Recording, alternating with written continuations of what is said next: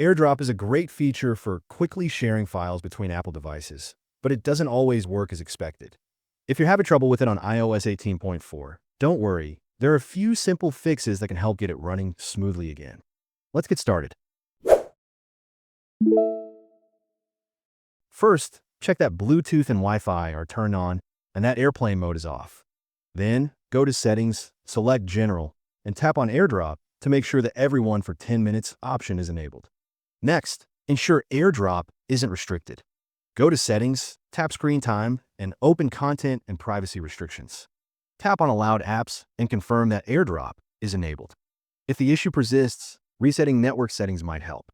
Head to Settings, open General, select Transfer or Reset iPhone, and tap Reset. Choose Reset Network Settings to restore all network configurations to their default state. If none of these steps work, restarting your device or performing a factory reset may be necessary. If you found this guide helpful, don't forget to like, subscribe, and hit the notification bell for more iOS 18.4 tips. Thanks for watching, and see you in the next one.